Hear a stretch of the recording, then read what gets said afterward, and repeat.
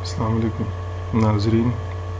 Supreme court की तरफ से सहाफ़ियों को जो तौहीन अदालत का नोटिस दिया गया है उसके ऊपर मुलाहिज़ा कीजिए इमरान रियाज का सख्त तरीन मौक़िफ़। वीडियो देखिए और उसके बाद इसको लाइक और सब्सक्राइब कीजिए। मैं उनसे तो ये एक्सपेक्ट नहीं कर रहा था, या उनके हवाले से जो ये किया गया मुझे ऐसे लगता है। देखिए, मैं आपको एक मिसाल दे देता हूँ।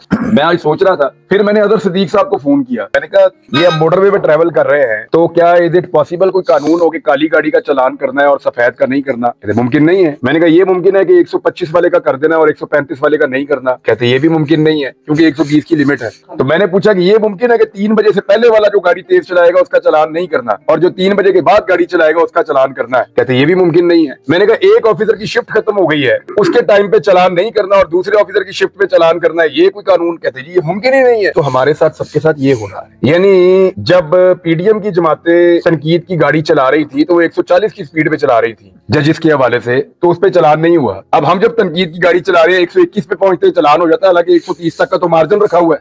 तो हमारे साथ हो रही है ज्यादती। यानी अपनी मर्जी का आइन। हमारी सफेद गाड़ियों का चलान हो रहा है, उनकी काली गाड़ियों का चलान नहीं हो रहा। पीडीएम की कौन सी गाड़ियों का? वीगो डालो का कह रहे हैं, अदर भाई कह रहे हैं। उमर बंदयाल ने क्यों फिर इतना रिलीफ दिया पीडीएम को, क्यों नहीं चलान किया उनके? हर एक का अपना अपना एटीट्यूड होता है। देखिए, मैंने पहले कहा था कि काजी फायद ईसा साहब जितना भी कहें कि मैं मीडिया नहीं देखता, मैंने उनकी शख्सियत के अंदर ये नोट किया कि उनको बहुत फिक्र होती है कि लोग उनके बारे में क्या सोचते हैं।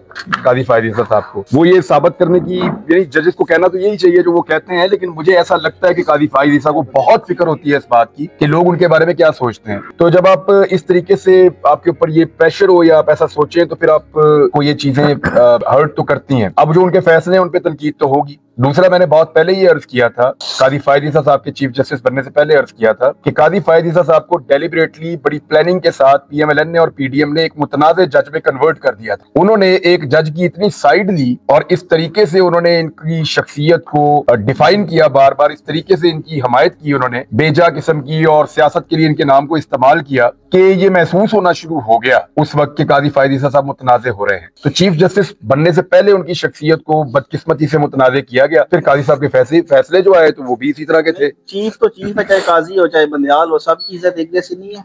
देखिए, जो इज्जत है ना वो उस सीट की है, उस सीट पे बैठने वाले आदमी को इस बात का ख्याल रखना चाहिए। देखिए, अब ये तो जो लोग सख्त नाकिद हैं पाकिस्तान तहरीके इंसाफ के, वो ये कह रहे हैं कि बल्ला खो के ठीक नहीं किया। और वो एक शेर है, मुझे याद आ गया, वो नईम बुखारी साहब ने गालिबन एक दिन सुनाया था बहुत पहले जब वो पाकिस्तान टेलीविजन पे होते थे। उन्होंने कहा पानी दे विच मार ना सोटा ए पाटे ए नहीं होना ते जो तू चाहना है वो नहीं होना। ये है कि ये जो सहाफियों को नोटिस हुए थे, इस पे कोई चीफ जस्टिस ने कहा है, उनको एहसास हो गया कि ये ज्यादती हो रही है और हमारा हक है कि अगर हमें लगता है कि किसी अदलिया ने या किसी अदालत ने एक ऐसा फैसला किया है जो हमें लगता है कि इंसाफ के मुताबिक नहीं है, तो हम उस पर अपनी राय दें। ये हमारा कानूनी हक है और ये हक हम इस्तेमाल कर सकते हैं और हम करते रहेंगे आइंदा भी इंशाल्लाह। और तनकीद करने में क्या होता है, यानी आपको अगर कोई चीज़ ऐसा लगता है कि यहाँ नाइंसाफ़ी हो या गलत हुआ है तो आप उसके ऊपर बात कर सकते हैं। तनकीद क्यों ना करें?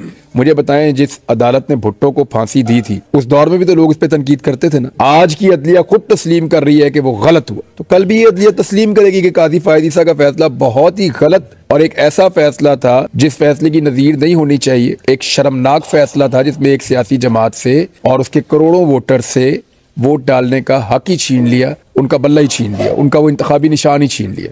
तो अच्छा, मेरा ये क्वेश्चन है तो क्या अब भी चिपक है सनम जवेद या वो? देखिए, सनम जवेद जेल में है और उसको इलेक्शन लड़ने की इजाजत मिली है, इलेक्शन में खड़े होने की, इलेक्शन लड़ने की भी इजाजत उसको नहीं मिली। ये अगर कहीं बाहर आ गई ना तो ये भी एक मुसीबत है। लेकिन अगर कहीं मरियम नवाज के मुकाबले में बाहर आए बगैर भी इस खातून को पाकिस्तान तहरीक इंसाफ ने उतार दिया, लेकिन मुझे वहाँ टेक्निकल एक प्रॉब्लम लगता है क्योंकि मियां आबाद फारूक नबी जो इनके कैंडिडेट हैं उन्होंने बड़ी कुर्बानियां दी हैं। उनके बेटे की भी फौतगी होगी इस बीच में और बड़े दुख वाले मनाजिर से, क्योंकि मैं तो था नहीं, मैं वापस आया तो मुझे पता चला। तो उनका मेरे ख्याल में उनकी फैमिली का एक ही टिकट है और एक ही जगह से वो इलेक्शन लड़ रहे हैं, वो भी वही वाला हल्का है जहाँ से सनम जावेद है, लेकिन उसके 2-3 हल्के और भी हैं सनम के पास ऑप्शन। हो सकता है इस ऑप्शन के चक्कर में वहां से मरियम का मुकाबला शायद सनम के साथ ना हो, लेकिन अगर होगा ना तो ये टफेस्ट कैंडिडेट